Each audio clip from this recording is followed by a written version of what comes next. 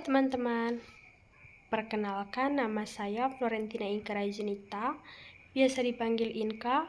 Saya dari kelas 11K akan menjawab 3 pertanyaan tentang perdagangan internasional. Silahkan menyaksikan. Jadi pertanyaan nomor 1 yaitu pengaruh kemudahan barang impor murah terhadap pengrajin lokal. Pengaruhnya cenderung negatif dan signifikan terhadap keberlangsungan pengrajinan lokal jika tanpa intervensi atau strategi adaptasi. Kemudahan masuknya barang impor murah dapat memberikan tekanan besar pada UMKM dan pengrajin lokal. Selanjutnya adalah persaingan harga. Produk impor seringkali memiliki harga produksi yang lebih rendah karena skala ekonomi, efisiensi produk massal, atau subsidi dari negara asal. Pengrajin lokal yang mungkin memproduksi secara manual atau dalam skala kecil kesulitan menyaingi harga tersebut. Selanjutnya adalah penurunan permintaan dan omset. Konsumen seringkali tergiur dengan harga yang lebih murah, mengalihkan permintaan dari produk lokal ke produk impor. Hal ini menyebabkan penurunan omset dan pendapatan bagi pengrajin lokal. Selanjutnya adalah ancaman keberlanjutan usaha. Jika kondisi ini berlanjut, banyak pengrajin lokal yang mungkin gulung tikar karena tidak mampu menutupi biaya produksi dan operasional. Selanjutnya adalah pergeseran budaya dan keterampilan. Masuknya produk massal impor juga dapat mengancam kelestarian kerajinan tradisional dan keterampilan unik yang dimiliki pengrajin lokal. Yang kedua adalah relevansi kebijakan proteksi di era digital. Ya, kebijakan proteksi seperti tarif dan kuota masih relevan di era digital.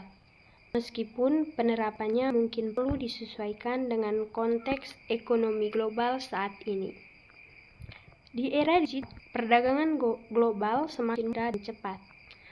Kebijakan proteksi tetap memiliki peran penting. Yang pertama, melindungi industri strategis.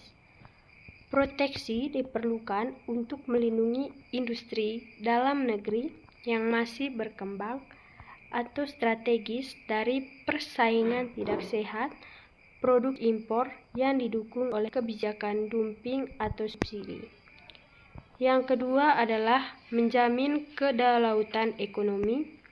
Kebijakan ini membantu negara menjaga kedaulatan ekonominya dan tidak sepenuhnya bergantung pada pasar global, terutama untuk kebutuhan pokok atau keamanan nasional.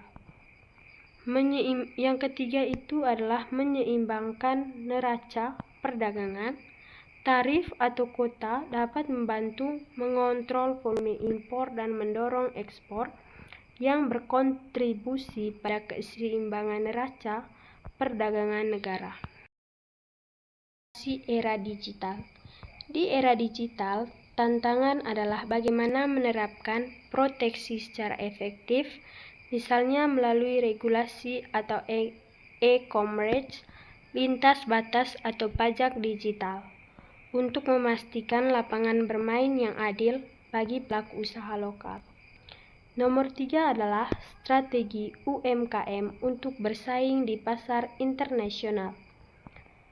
Jadi, strategi utama yang harus dilakukan UMKM adalah fokus pada keunggulan kompetitif unik, inovasi, dan pemanfaatan teknologi digital secara maksimal.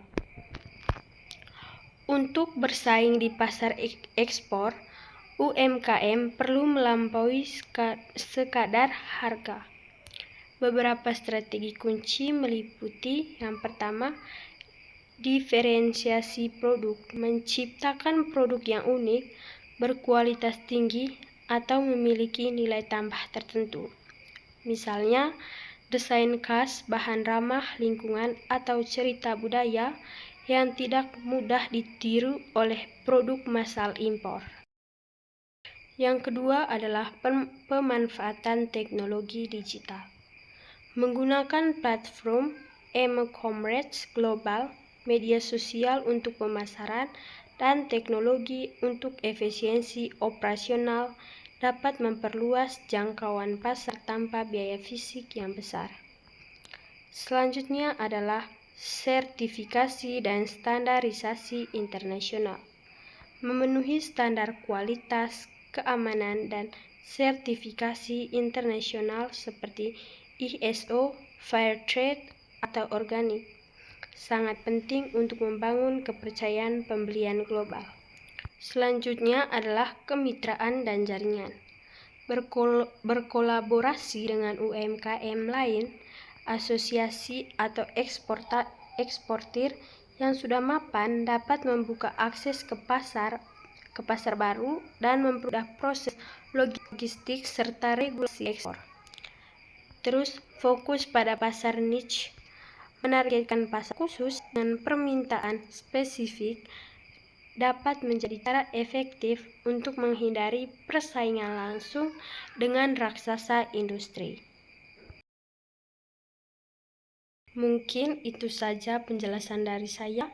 Jika ada tutur kata yang salah, saya ucapkan mohon maaf. Sekian dan terima kasih.